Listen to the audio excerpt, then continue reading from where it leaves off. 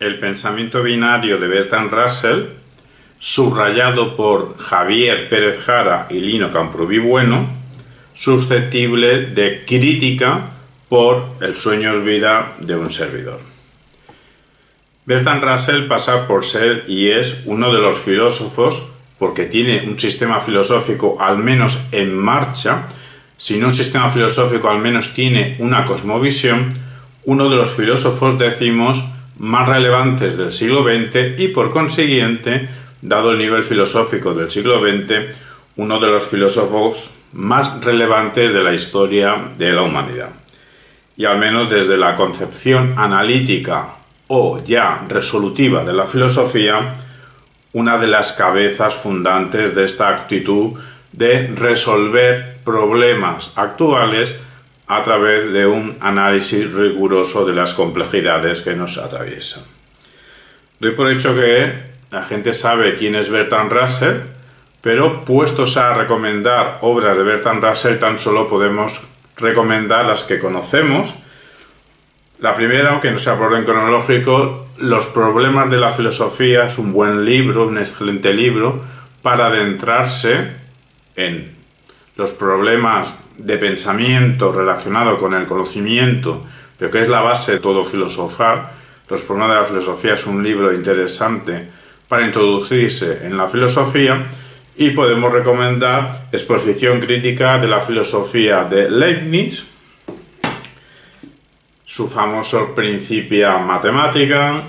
Esto es una recopilación de artículos suyos sobre la ética, el sexo y el matrimonio.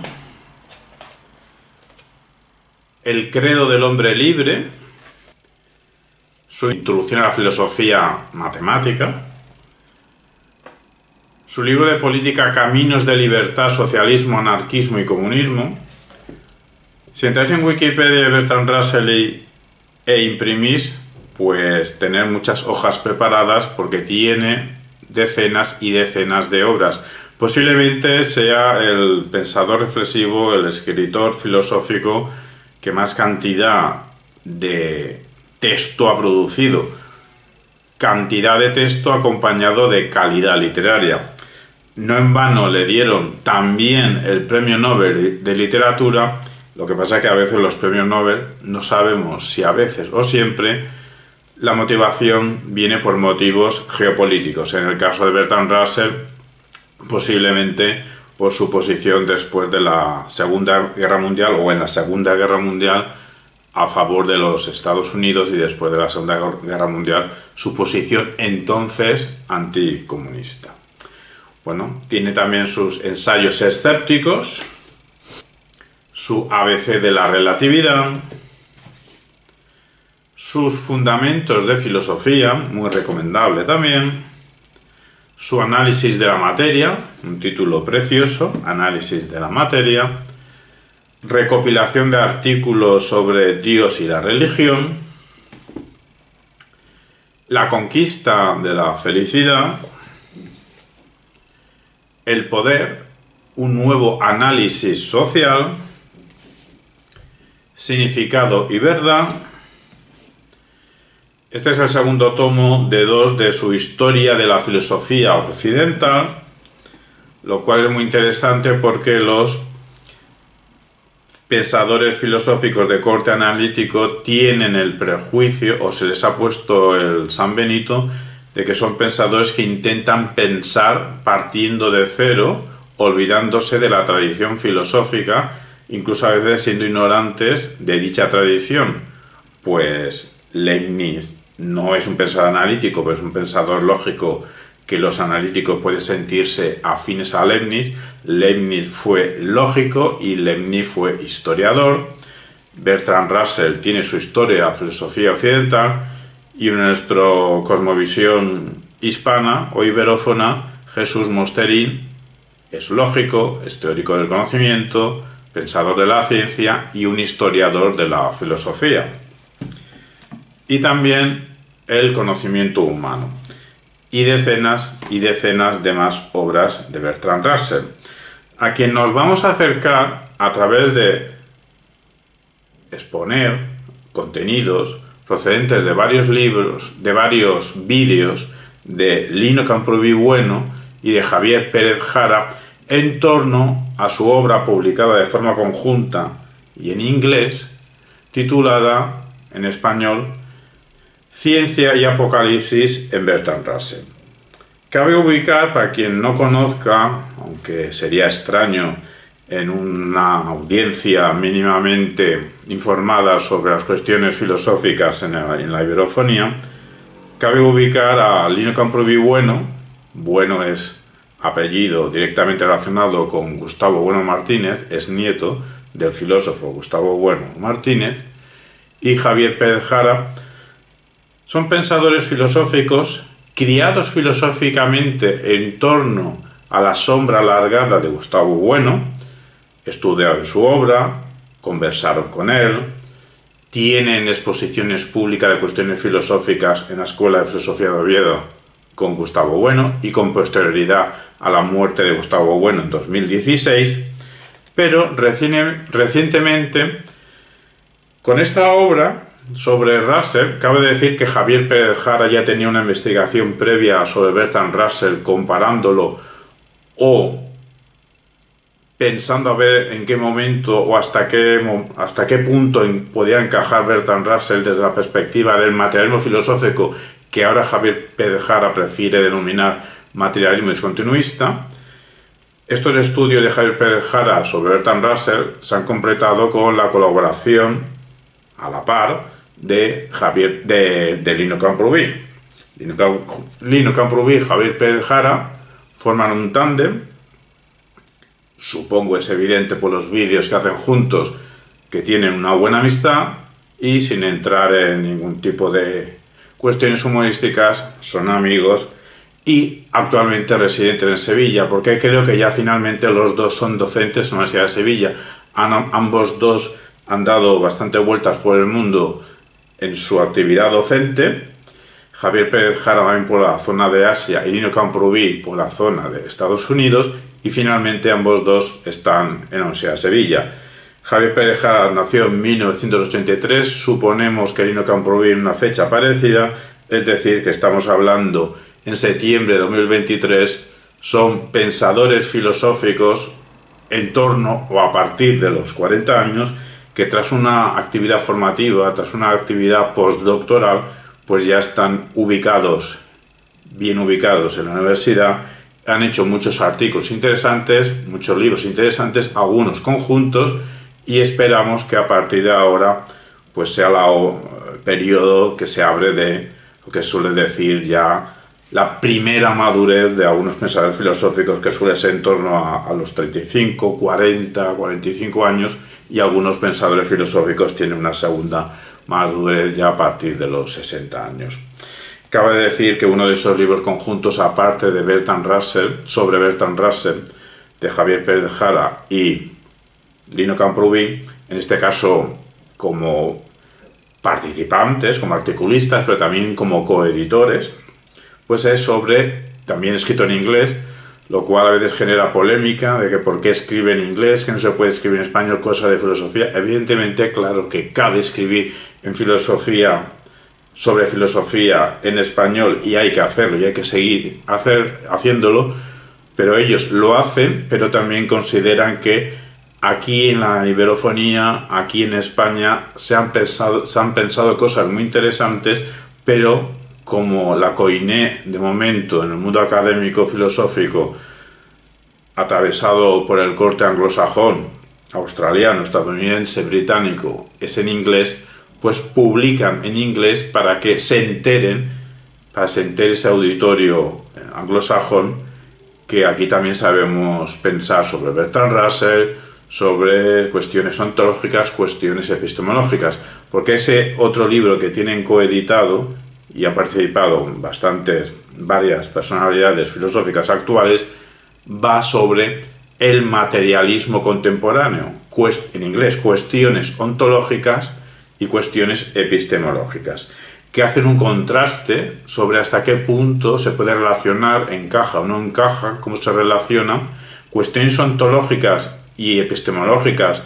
En caso de Gustavo Bueno, prefiere llamarlas gnoseológicas, del materialismo filosófico de Gustavo Bueno con la filosofía contemporánea sobre el conocimiento, sobre la realidad, incluido pues este último movimiento, desconocemos si todavía existente o es que duró un solo día en la vida, del movimiento tiene muchos nombres: realismo postcontinental, realismo especulativo, o más bien habría que hablar en plural, realismos especulativos. He ahí su importancia.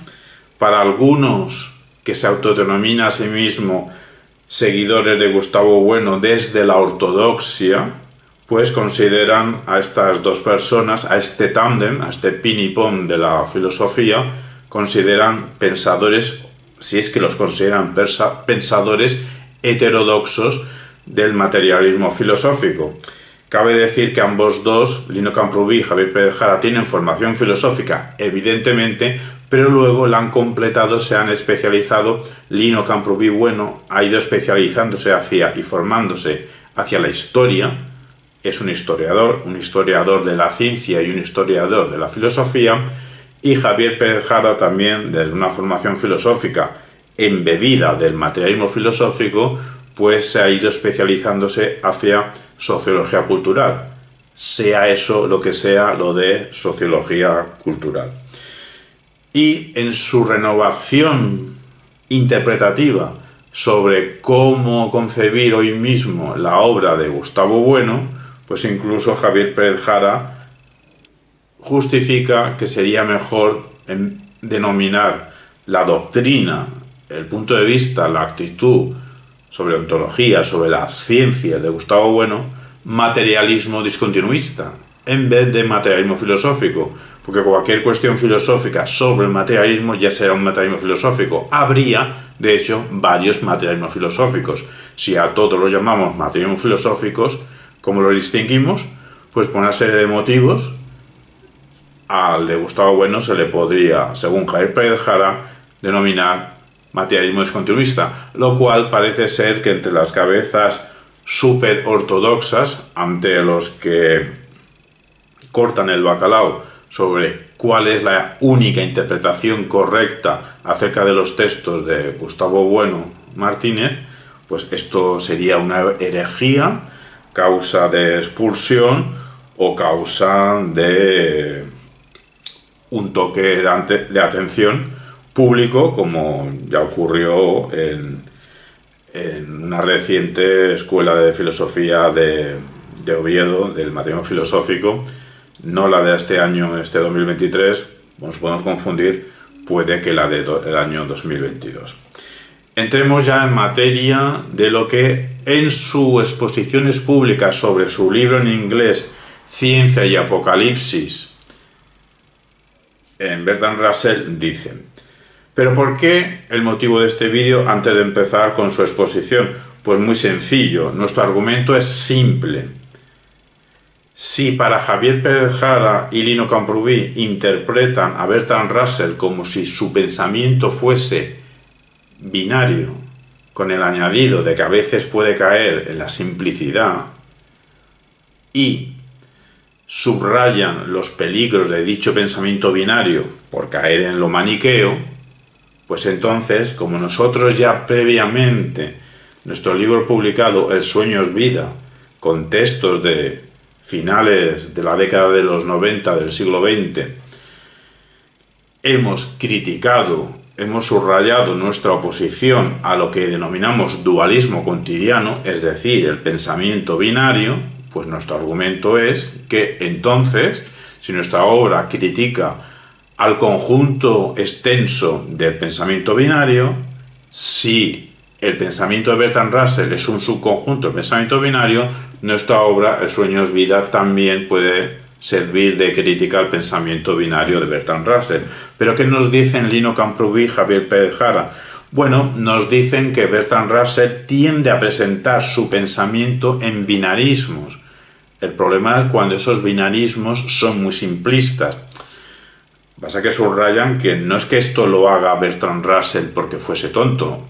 Nada de tontería en los escritos de Bertrand Russell, ni en su interior, en su cabeza. sino esto lo hacía Bertrand Russell por un determinismo, o al menos condicionamiento, un determinismo estilístico. ¿Qué quiere decir? ¿Por qué estaba determinado? Pues por cuestiones, decimos nosotros, estratégicas de comunicación. Depende a quién quería llegar, entonces tenía que comportarse a nivel de escritura, de su argumentación y de su persuasión de cierta manera. ¿Qué nos están diciendo en concreto Lino Camprubí? Pues nos está diciendo que si Bertrand Russell quiere llegar a una gran audiencia, entonces lo que tiene que hacer es sacrificar la precisión, sacrificar el detallismo, sacrificar el rigor lógico.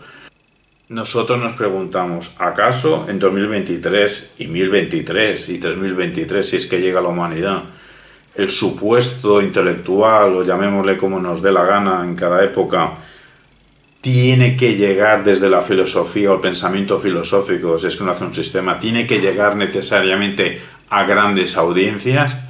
Pues ya en casi 2024 a lo mejor sí hay llegar a grandes audiencias, a menos en los temas tocantes a nuestro futuro, para que acontezca nuestro futuro, o al menos el futuro de personas todavía no nacidas que puedan quizá un día visionar este vídeo.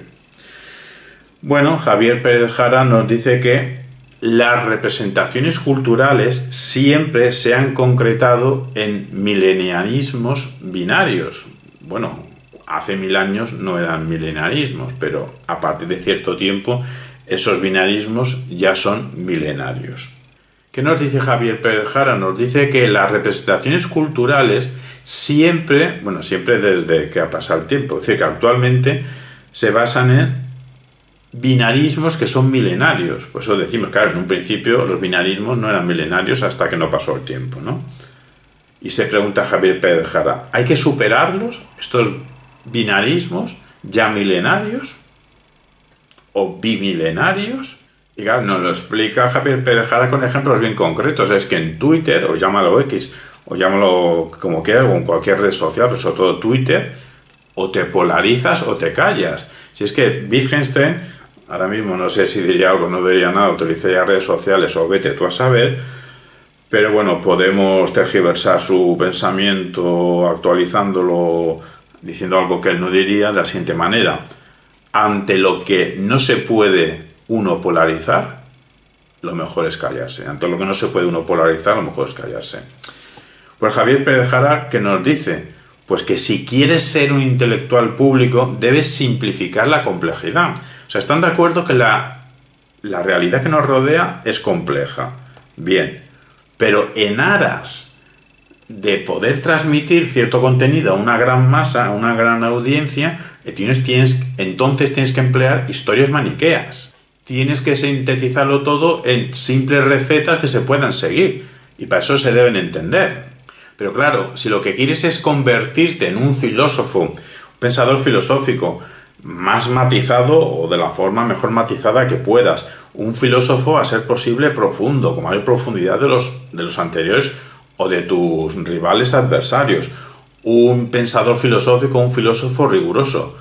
Si quieres ser eso, un pensador filosófico matizado, riguroso y profundo, pues entonces olvídate de tener una gran audiencia, o incluso olvídate de tener audiencia, porque entonces lo que tienes que hacer es sacrificar tu gran audiencia, tu influjo de una posible intelectualidad pública. Bueno, nos dice Javier Pérez Jara que hay puntos intermedios, ¿no? Pero siendo ahora nosotros simplistas binarios, podríamos sintetizar lo que dice Javier Pérez Jara, de que siempre el intelectual tiene que sacrificar una de dos. Si quieres ser un intelectual público, lo que tienes que sacrificar es el rigor, la precisión, la complejidad para sintetizarlo en mensajes binarios, simplistas, maniqueos, de buenos y malos, o si quieres ser un filósofo riguroso, preciso y profundo, lo que tienes que sacrificar es tu alcance a una gran audiencia, a un auditorio mayoritario y masivo. Y es que las audiencias siempre tienden a pensar en mensajes simplistas y por eso necesitan escuchar términos simples, y por eso el intelectual tiene que producir términos simples, y eso es lo que hace actualmente Steven Pinker, Peterson. ¿Qué hacen? yo no sé si llegan a una complejidad, pero al menos lo que ofrecen son simplicidades, nos está diciendo Javier Pérez Jara. Y Lino Camprubí subraya, es que incluso Jeffrey Sachs, cuando tenía mucha fama en cierto sector ideológico, pero cuando empezó a disentir de su propia intelectualidad pública, de su tradición, la suya, de lo que él había escrito, y empezó a sugerir que quizá había que hablar con China, desde Estados Unidos, para entenderse, y más recientemente cuando empezó a decir que para solucionar, para pacificar el conflicto, llámalo conflicto de Rusia, de Ucrania, guerra Rusia en Ucrania, invasión de Rusia, llámalo como quieras, pero si quieres pacificar Ucrania, a lo mejor hay que empezar a hablar ya con Rusia. Bueno, pues cuando empezó a decir estas cosas Jeffrey Sachs, empezaron a dejar de invitarle a dar conferencias. Es el precio que tuvo que pagar, es el sacrificio que hizo. Y Richard Dawkins también, Richard Dawkins ahora mismo es otro renegado para cierta renovación de la izquierda. Y claro, nos recuerda a Javier Pérez Jara que cualquier tema, desde ambos bandos ideológicos, supuestamente derecha y supuestamente izquierda, como puede ser el aborto, como puede ser la inmigración y otros temas, cualquiera de estos temas, desde la derecha se utiliza de forma maniquea contra la izquierda, y el mismo tema, desde la izquierda se utiliza de otra manera, pero también de forma maniquea contra la derecha. Claro, pero ¿quién era Bertrand Russell? Javier Pérez Jara nos recuerda que Bertrand Russell consideraba el núcleo de su pensamiento las cuestiones ontológicas, las cuestiones epistemológicas, pero no podía evitar hablar, opinar de forma razonada, casi siempre, sobre cuestiones políticas, cuestiones éticas, aunque no sobre cuestiones estéticas, artísticas. Eso es un déficit casi mayoritario de estos pensadores filosóficos, a veces filósofos centrados en un núcleo epistemológico, nosológico sobre el conocer, que no entienden el arte. Entienden de muchas cosas, desde su estructura lógica sobre la realidad son capaces de hablar del lenguaje, de la ciencia y hasta de la política, se pueden meter en cuestiones éticas, que de forma más bien metaéticas, pero sobre estética y arte callan, no pueden entender el arte. Popper se basa en Gombrich para poder decir cosas de arte. Bunge no dice nada de arte ni de estética. Jesús Mosterín lo mismo, salvo unas simplezas de que lo artístico es información emotiva, lo cual es una simplicidad porque ni todo lo artístico es información emotiva, ni toda información emotiva es artística, estética. El dilema que no vamos a entrar ahora es si Gustavo Bueno tiene cuestiones sobre estética o cuestiones artísticas. Evidentemente escribió mucho sobre cuestiones artísticas y estéticas, pero de forma fragmentaria, en artículos. No tiene una obra concreta, voluminosa, que ella sola sea un libro sobre estética o sobre arte, lo cual no estamos diciendo que carezca de un pensamiento materialista filosófico sobre lo estético o lo artístico. Si se pudiese juntar todos sus escritos sobre música, sobre literatura y sobre otras actividades artísticas, tendríamos una reflexión materialista interesante sobre el arte desde la posición de Gustavo Bueno. Y la actual Escuela de Filosofía de Oviedo está teniendo, desde hace un par de años, unas polémicas internas muy interesantes sobre cuestiones de intencionalidad artística y cuestiones sobre si el arte es sagrado, no sagrado, etcétera. Muy interesante. En ese aspecto, la Escuela de Filosofía de Oviedo está viva. Y todo esto ya lo estamos diciendo que Lino Camprubí y Javier Pérez Jara en inglés nos tratan estas cosas en su libro Ciencia y Apocalipsis en Bertrand Russell. ¿Cuál sería la tesis principal de Lino Camprubí y Javier Pérez Jara en este libro?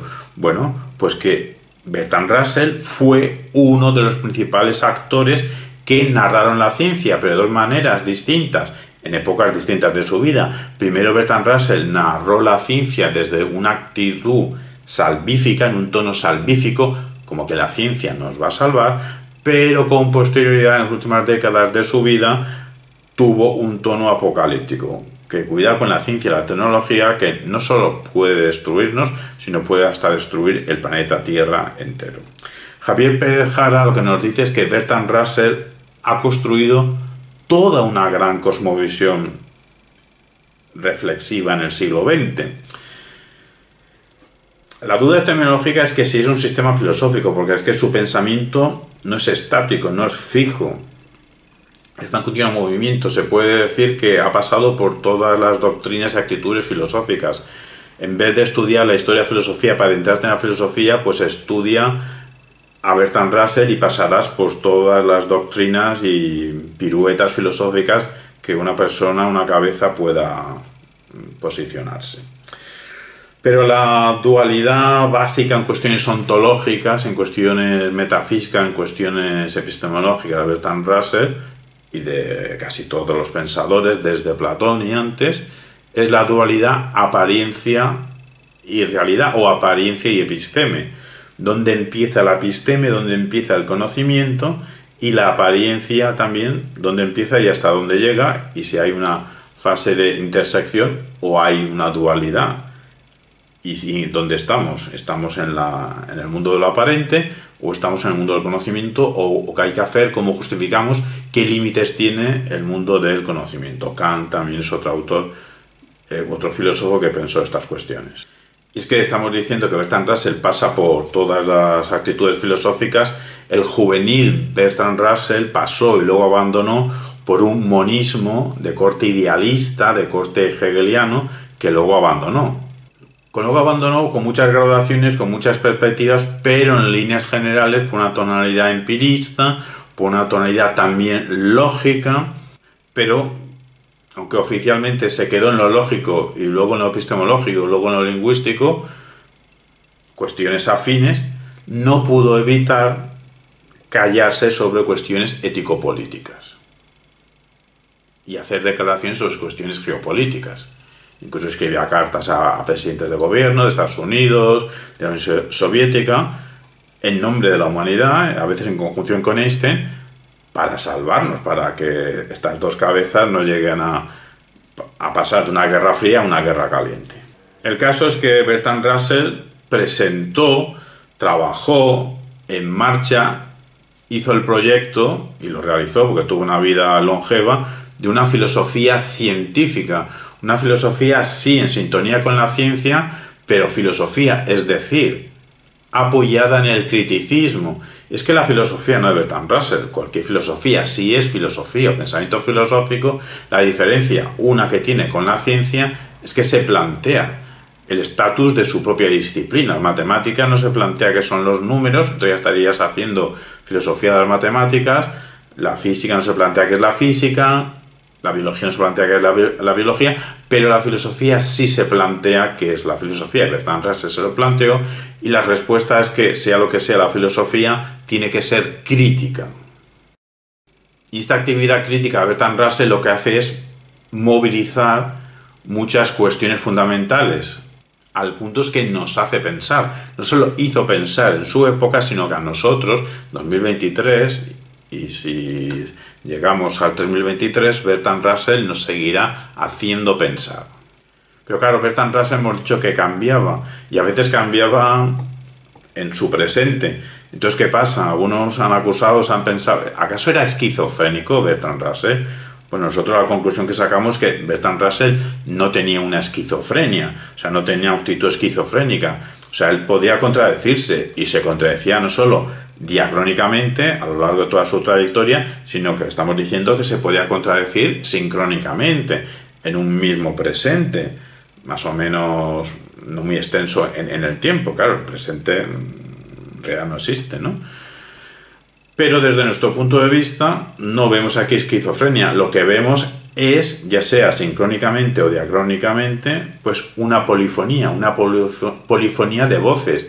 Más que de voces pensadas, evidentemente, no de gritos, no de alaridos, sino de razones respiradas, exhalaciones de pensamiento.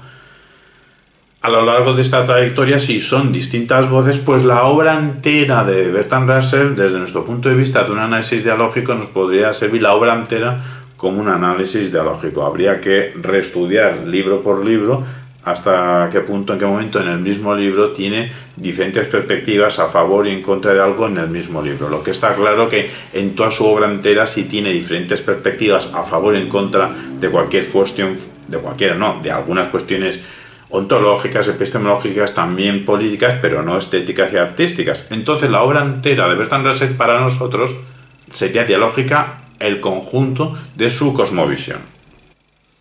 Claro, nos recuerdan Javier Pérez Jara y Lino Camprubí que Bertrand Russell a la vez estuvo influido por la tradición filosófica, ya hemos dicho que era un conocedor de la historia de la filosofía, de hecho fue historiador de la filosofía occidental, pero a la vez está influido por las modernidades intelectuales de su tiempo, y eso le influía en varias dos cosas, lo tradicional y lo más novedoso.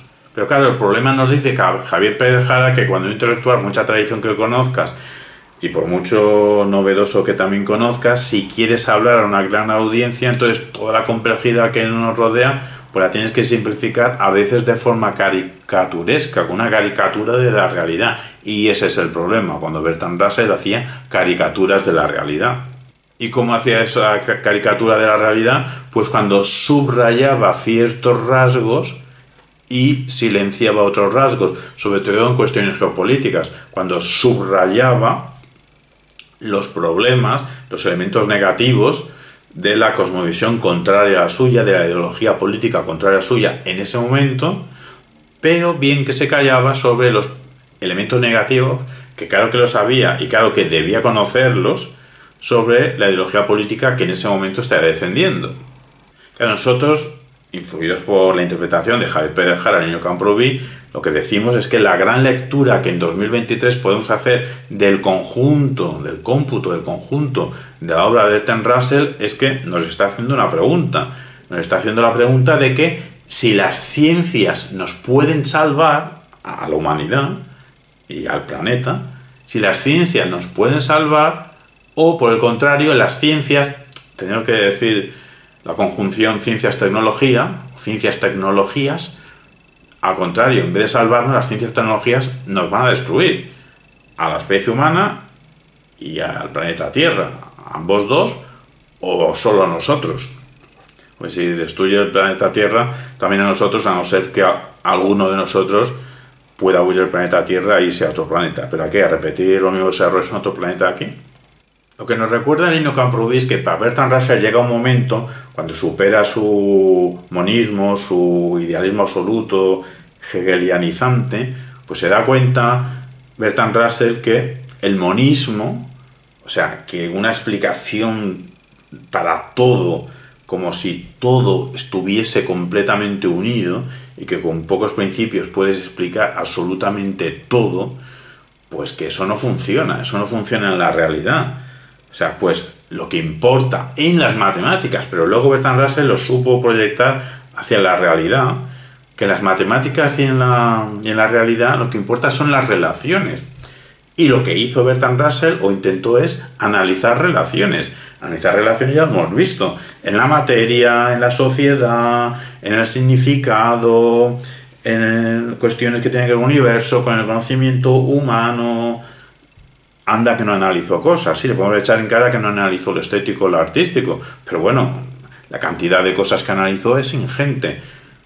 Es un analista, es una de las cabezas filosóficas fundantes de la concepción analítica de la filosofía, que ahora nosotros preferimos decir concepción resolutiva de la filosofía, porque hay cierto pensamiento filosófico riguroso, contrario a los excesos idealistas, como fue la reacción de Bertrand Russell, que tiene una preocupación por, a nivel expresivo, conjuntar el rigor, el detalle, lo minucioso, la atención al rigor, la coherencia lógica, sobre cuestiones todas, pero quizá el eje vertebrador sea dilucidar qué relación hay, si es que la hay, entre lo lingüístico, lo cognoscitivo y lo real. Que ahí está ahí en juego, pero todo esto, que sería simplemente una manera muy simple de interpretar concepción analítica de la filosofía, si añadimos un cuarto elemento de que todo esto se hace bajo la actitud de intentar resolver problemas filosóficos, pues lo que tenemos es ya una concepción resolutiva de la filosofía, y así nos evitamos el problema de ¿Bunge fue analítico o no fue analítico? Mira, Bunge fue resolutivo. Claro, lo que decimos nosotros es que si en física anhelan, no sé si lo conseguirán, somos ignorantes, una teoría del todo, una teoría física que explique todo lo real, tanto lo súper pequeño como lo súper grande, lo conseguirán o no, vete tú a saber, no tengo ni la más remota idea, pero lo intentan. Sí que, por la labor de Bertrand Russell, por la labor de material filosófico y por otras lecturas que hemos hecho, pues la conclusión a la que llegamos, que no es original, que no es nuestra, que la habrán hecho otros antes, evidentemente, estamos convencidos que la labor que tendría que hacer hoy una comunidad filosófica, ya no digo un filósofo, ya no digo un pensador filosófico, una unidad, sino toda una comunidad de analistas, de científicos, de artistas, pues es una teoría de las relaciones. Lo que nos va a explicar el mayor número de fenómenos que nos atraviesan y complejidades que nos rodean es una teoría de las relaciones. Quizás decir teoría de las relaciones sea un prejuicio teoreticista nuestro de que tenga que ser una teoría. Bueno, pues no, es una teoría que va a ser una obra de arte de las relaciones, ya se verá, pero ponemos en público que lo que nos hace falta es una teoría de relaciones. Y quizá un primer paso es elaborar, hacer una criba de posibles candidatos ya existentes a teoría de relaciones, si nos funciona, qué nos sirve, y si hay algo que nos sirve de estos candidatos a teoría de relaciones, pues ver los puntos negativos para no volver a repetirlos. Esa es nuestra propuesta. Pero bueno, estamos en Bertrand Russell, que una vez rompe el monismo, ya sabe que aparte de números, en el mundo lo que hay átomos, pero no átomos aislados, sino átomos en relaciones con otros átomos. Por eso hacen falta estudiar las relaciones. Entonces, la inicial concepción russelliana, utópica y cosificada respecto a la ciencia, de que sabiendo cómo funcionan los átomos de lo físico, pero por proyección los átomos de lo social, entonces podemos conquistar la felicidad y podemos fundamentar la filosofía, etcétera, etcétera. Al principio Bertrand Russell tuvo una concepción utópica, optimista sobre la ciencia, que podía salvarnos. Pero con el tiempo, luego tuvo una etapa, evidentemente, nadie se acuesta optimista de la ciencia y su cerebro se renueva por la noche y se levanta escéptico sobre la ciencia. No, tuvo una fase intermedia dubitativa y al final llegó a tener una concepción apocalíptica sobre lo que podía hacer la ciencia, tecnología, al ser humano y al planeta Tierra. Javier Pérez Jara, en este sentido, nos dice que las representaciones distópicas de Bertrand Russell se basan en el trauma cultural. En cada época hay un trauma cultural que lo que tiene que ver es que produce cada trauma cultural una nueva identidad cultural en la que nos situamos los humanos conforme una tradición que ya no cuadra, unas ideas que ya empiezan a resquebrajarse, y cuando nuestro mundo se desmorona, eso es un trauma cultural y tenemos que reajustarnos de otra manera. Según Bertrand Russell, es después de la Gran Guerra, luego conocida como Primera Guerra Mundial, aunque para nosotros la llamada Primera y Segunda Guerra Mundial es la misma guerra, simplemente que en medio un descanso, un parón, para rearmarse de nuevo, recuperarse las heridas y volver otra vez a la guerra. Dentro de mucho tiempo se verá como una única guerra lo que pasó de 1914-18, lo que pasó de 1939-45, una única guerra, pero bueno, hubo una primera etapa de una gran guerra y para Bertrand Russell, para eso le cambió su concepción sobre la ciencia y empezó a ver los horrores que podría hacer la técnica, que podría ver la ciencia. Es su primera época pacifista, incluso pagó pues, con cuestiones laborales, llegó a ir a la cárcel por estas cuestiones pacifistas, pero claro, ya tras la Segunda Guerra Mundial, la ilusión que pudo tener antaño, entonces ya sí que se deshizo del todo, sobre todo su ilusión en un gobierno global único. Entonces lo que veía es que, espero que no haya un gobierno global único, porque como ese gobierno global único, tal como era la geopolítica entonces, bueno, si era desde la Unión Soviética, para él, en su época post Segunda Guerra Mundial, que era una época anticomunista, pues malo que la Unión Soviética fuese el comunismo que gobernase el mundo. Bertrand Russell era anticomunista, tan anticomunista era que sobre la fecha nos podemos equivocar, 1947, 49, antes de 1950, cuando se sabía que todavía, o se pensaba que todavía la Unión Soviética no tenía realmente una gran potencia nuclear, pero Estados Unidos sí, pues Bertrand Russell pensó, ¿y si hacemos un ataque preventivo a la Unión Soviética? Golpeamos nosotros antes de que ellos tengan el control sobre la energía nuclear, el armamento nuclear, y así sepan quién manda aquí, ¿no? Eso llegó a pensarlo en su momento Bertrand Russell, ¿no? Pero bueno, también luego, más adelante, se dio cuenta de que, claro, es que Bertrand Russell, como hemos dicho, era dualista, se iba cambiando de bando, no de un día para otro, pero de décadas en décadas de cambiar de un bando. Si desde la Segunda Guerra Mundial era pro-estadounidense, pues luego, durante Vietnam y tras Vietnam, veía a Estados Unidos como el imperio del mal. Entonces, si ese gobierno único global planetario iba a ser regido por Estados Unidos, siendo Estados Unidos el imperio del mal, pues tampoco se trataba de eso. Apagámonos de que ya no quería un gobierno global único planetario. Nos explica en Camprubí y Pérez Jara que Russell, en sus opiniones geopolíticas, opiniones porque a veces no estaban fundamentadas, no como cuando hablaba de aritmética, pues se basaba en un simplismo brutal de buenos y malos. Pero claro, eso nos dicen Camprubí y Pérez Jara, que eso también hacen nuestros actuales referentes. Cualquier referente en cualquier época de la humanidad se basa en un maniqueísmo total de buenos y malos. Claro, ¿qué nos está diciendo el Camprubí? Pues que Bertrand Russell, el lógico más lógico de todos los lógicos, pues está cayendo en estructuras binarias simplistas. Y esto es grave, pues que si este intelectual tan lógico, que revolucionó la lógica, otra cosa es que luego le criticaron a él, ¿no? Wittgenstein, Gödel, le criticaron a las cuestiones fundamentalistas, logicistas de Bertrand Russell.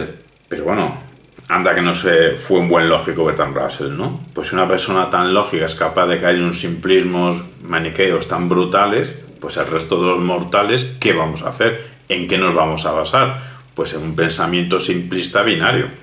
Claro, y es que todos estamos expuestos a un pensamiento simplista binario y todos producimos pensamiento simplista binario desde que existe el pensamiento.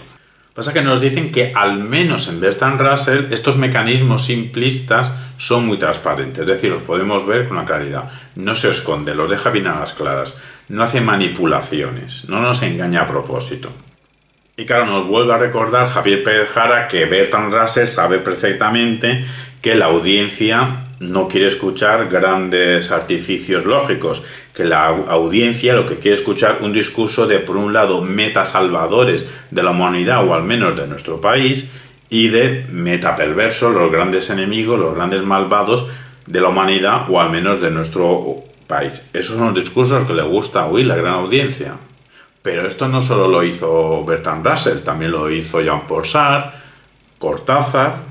Pasa que cada uno, a lo mejor difieren las atrocidades. Uno subraya las atrocidades de unos y otros subraya las atrocidades de otros.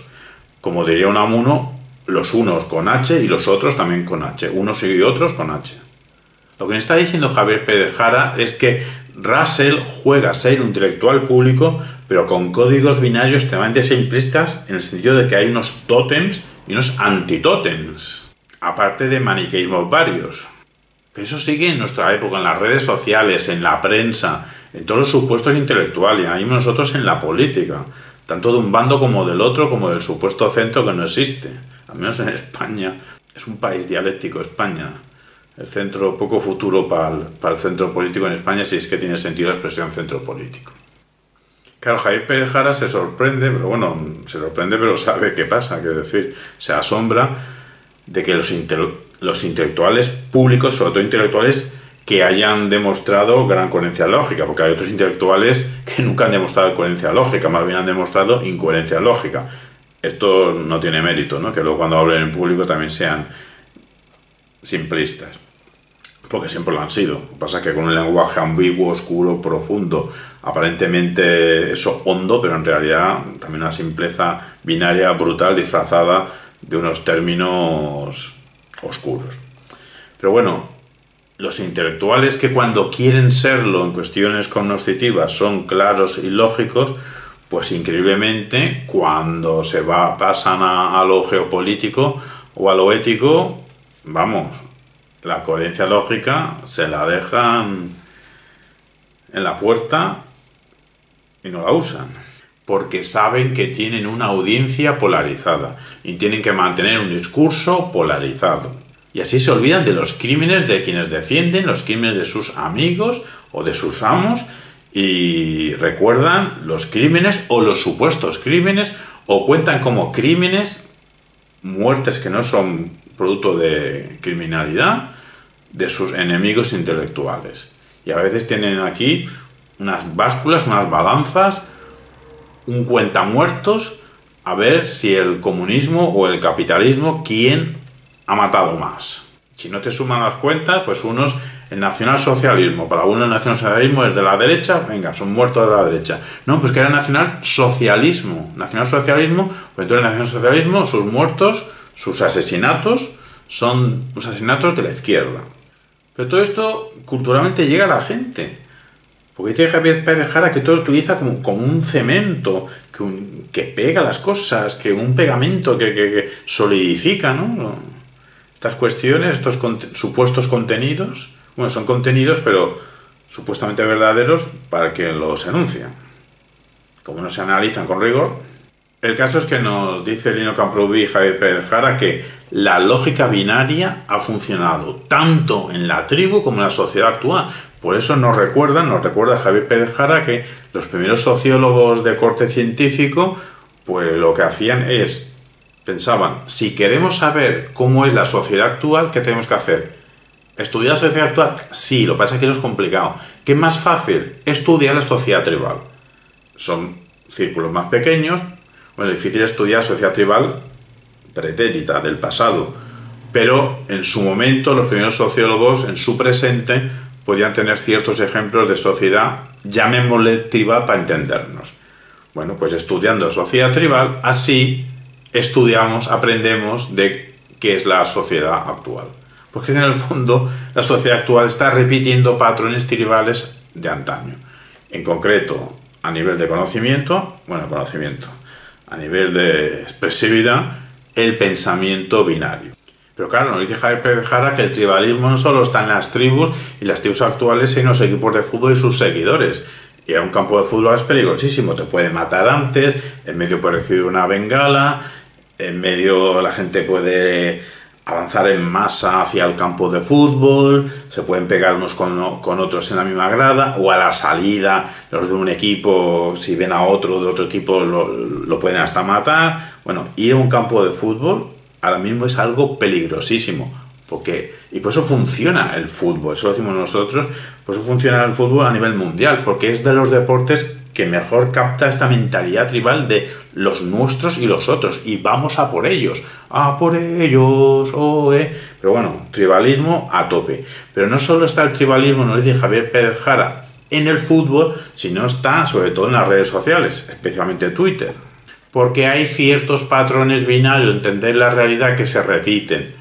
Y Bertrand Russell, desgraciadamente para cuando queremos expresarnos y leer claridad lógica de alto nivel, pues también a veces reproduce los patrones binarios.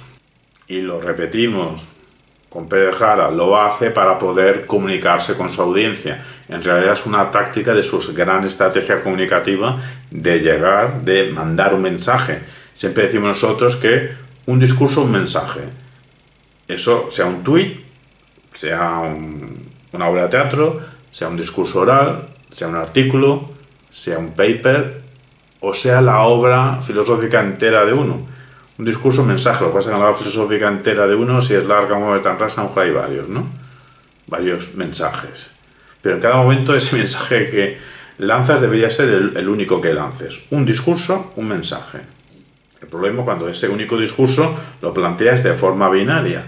Para hacerte entender, sí, pero se pierden los matices, se pierden las graduaciones, porque hay distintas maneras de entender el favor de algo y distintas maneras de entender el contra de algo. Y desde nuestro punto de vista dialógico, pues esto hay que pensarlo de la forma más rigurosa, distintas perspectivas, lo más rigurosa posible, a favor de algo y también en contra de algo.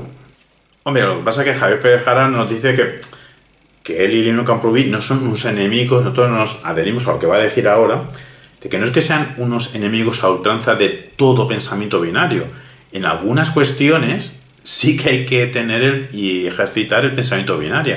Y nos pone el ejemplo Javier Pérez Jara de la heroína en los colegios. Ante eso hay que tener un pensamiento binario. ¿Sí o no venta de heroína en los colegios?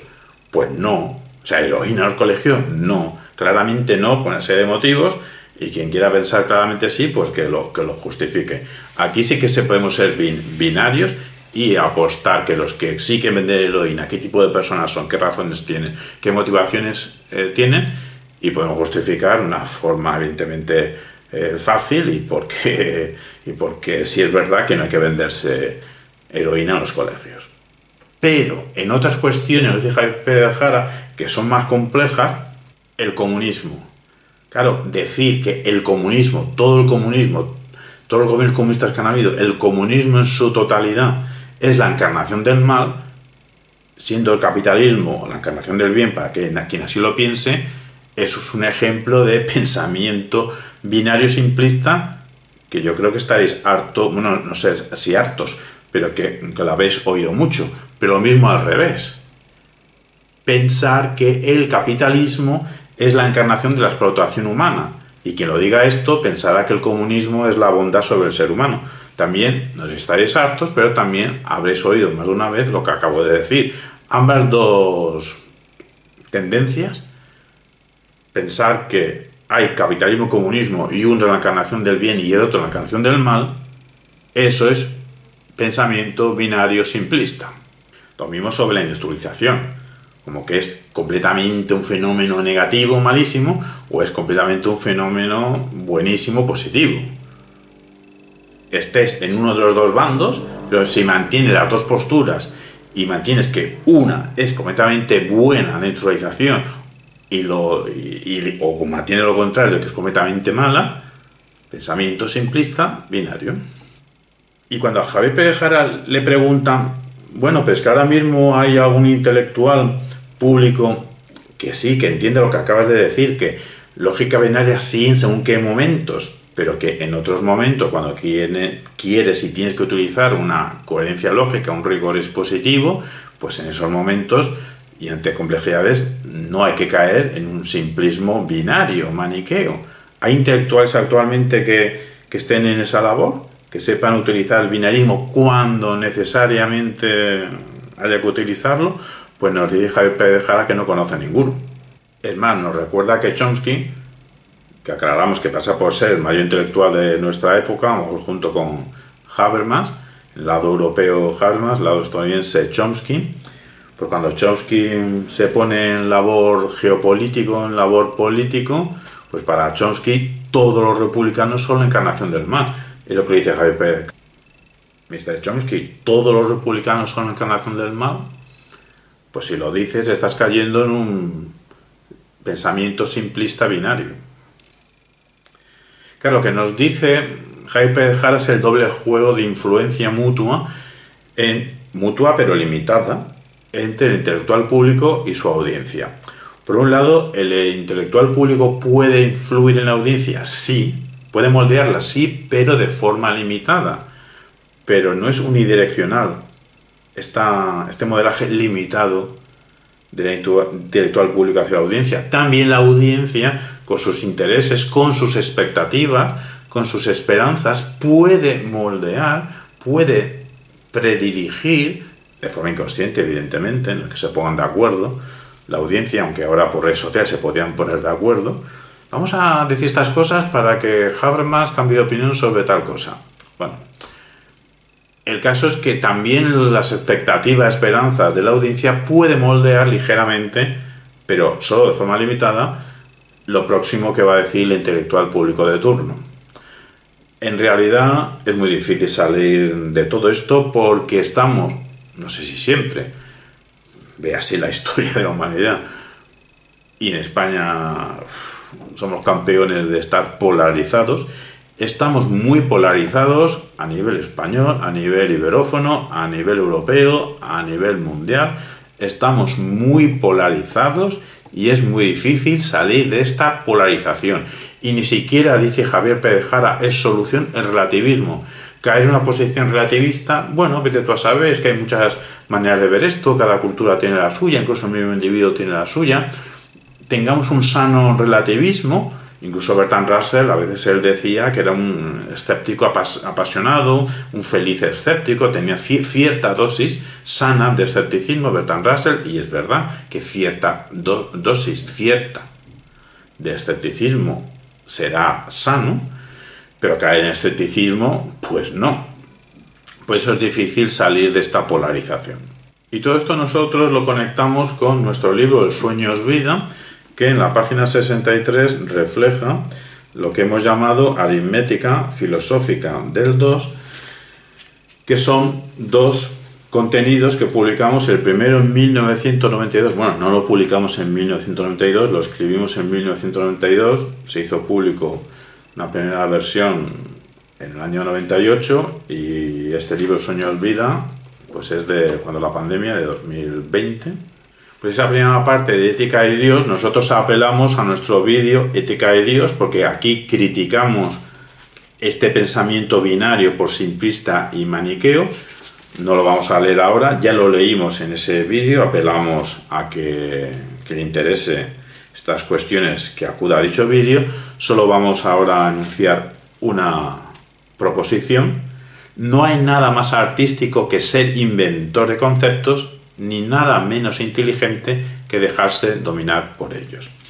Y también estaba en compañía con otro contenido pensado en 1996, La cotidianidad binaria, donde hacemos una breve exposición histórica en poca extensión sobre este pensamiento binario cotidiano, pues llamamos la cotidianidad binaria.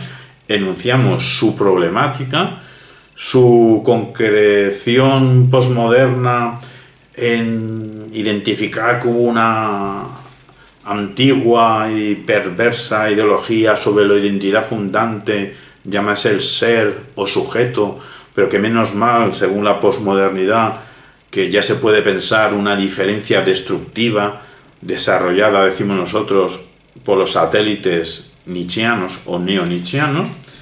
Y de forma abreviada, la proposición más importante os la anunciamos, que es: todo pensar filosófico ancestralmente apoyado en la cotidianidad binaria, incluida la posmodernidad, es una complejidad prescindible. Y permitidme leer lo último, de forma a lo mejor rápida para no haceros perder tiempo, que es: la geometría dual obsesiva atraviesa nuestro lenguaje. Una nueva existencia despreocupada por su condena a muerte exige pasar por gradaciones manchadas, difuminaciones curvilíneas, oscilaciones quebradizas e incluso marcas rectilíneas, pero en ausencia de pasadizos. Vamos a ponernos las gafas para hacerlo mejor. Prescindir del dualismo cotidiano será uno de los sentidos del partir de cero. Uno de los sentidos del partir de cero. Y quien no aprenda a soñar dará trabajo a futuros cazafantasmas, siempre que quede algún analista con aliento. A mí ya me falta el aliento. Ahora, el análisis, en sentido amplio, es una opción de vida que, al cruzarse con las diferencias, porque es claro que existen las diferencias, debería no acabar practicando ni una metafísica de la diferencia, ni un retiro poético proyectante de estafas intelectuales. Una de las normas de todo juego es saber que se trata de un juego. Un saludo, buenos días, buenas tardes, y buenas diferencias y buenos pensamientos tengamos, a veces cotidianos, a veces serán dualistas y claramente simplistas, otras veces serán dualistas binarios no simplistas, si es que eso puede realizarse, que también puede realizarse, pero lo que aconsejamos es esa dualidad, diversificarla en las distintas diferencias. Entonces, ante cualquier problema, sí, una dualidad de blanco y negro a favor y en contra, pero pensar, y de la forma más rigurosa posible, distintas perspectivas de uno a favor, distintas perspectivas de un contra. Eso es análisis dialógico, nada simplista.